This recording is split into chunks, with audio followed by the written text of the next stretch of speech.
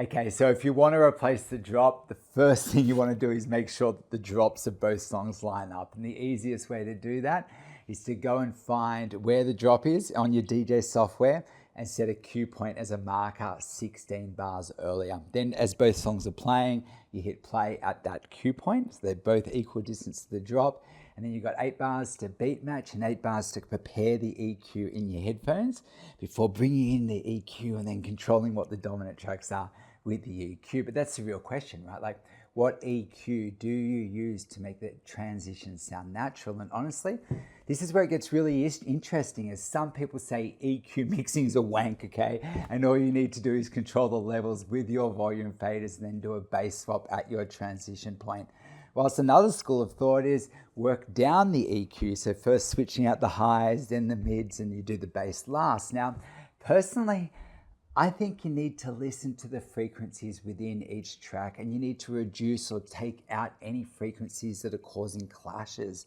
And then you increase those frequencies, or the frequencies you want, as you want to hear them. You get full control with the EQ. Like, I love it. Now, I'm going to talk through a few examples right now as I do them, just to help you understand my thought process as I go into each transition. So let's jump in.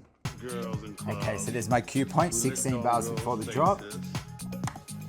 I could really sing, but you know, whatever. But let me just show you. Let's say I was just taking out the bass and bringing this in. Listen, that's what sound that is. Okay, I'll just stop this other one for a sec, okay? But what that is in the drops, it's all the high frequencies. You'll get all the highs. See, there's not actually that much bass in that part. You know, sure, I might take a bit of that out to make it a bit thinner, and I can bring in a little bit of warmth, but there's not a lot going on there. So I'll just go back a little bit, right? Okay, so just have a listen to that. And see, listen, it's that. We'll get to the personality in a bit, but there's not a lot of vocals or anything going on. It's mainly that frequency there. And what happens is, if ever you're mixing and you go bring in the volume, and you're like, oh, that's sounding harsh. You know, I was at this event recently and I could hear the DJ doing that. He was doing just bass swapping. But without that one out, and say he comes in too harsh here, it was really sounding very top-endish and it was harsh. So if ever you bring it in the volume, like, whoa, I'd be taking out the highs. And then I can actually then use that to kind of come in from inside the song. Okay, that's a joke from before. It's like come inside the song, but anyway, yeah, I get it. So you come from inside the song, okay? So let me show you. I'll do it again. Okay, so I've got my cue here. Okay, 16 bars before the drop. Girls in clubs. We licked on girls' faces. Okay, beat match. They liked it. Okay, cool. And I might take out the bass and the highs, and that means I can come in here, cleanse it a little, and start working it in. That's bringing in a little bit of the warmth. And then I'd be switching out the highs, because that's more dominant in the build-ups. I get a little boost, create space for the drop. Okay, so 100%, that's the first classic example. With a lot of highs in the build-up to the drop. Okay, let's do another one. Okay, so I've got my cues on both 16 bars before the drop. Okay, cool. Man, I don't usually, I sometimes practice with sync, that's all. I just might just save me doing this, but if I was preparing to play live, I probably would be beat matching. Yeah, okay, cool.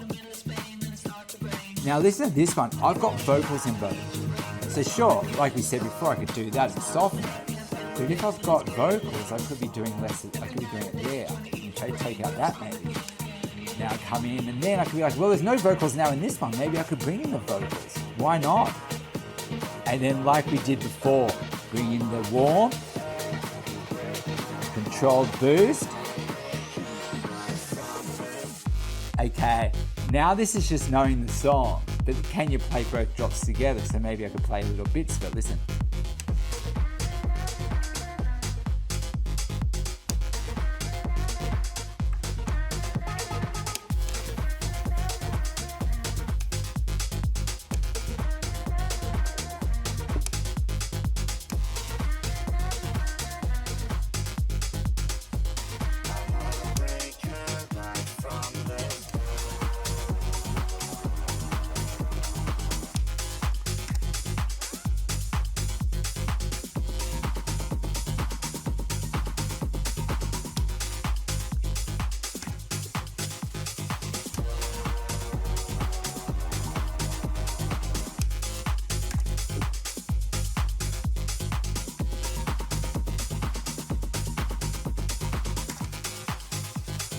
Maybe then I could just go back to this song.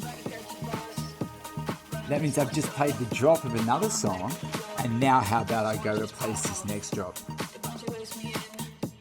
Okay, I'm gonna cue 16 bars before. Quickly just there you go. Bang. Okay. Cool.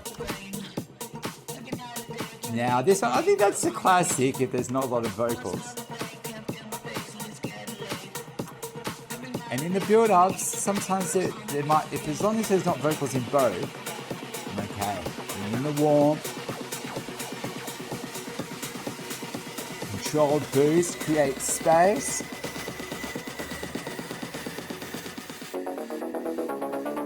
Now, knowing the last one, how I was bringing in the volume and that, listen.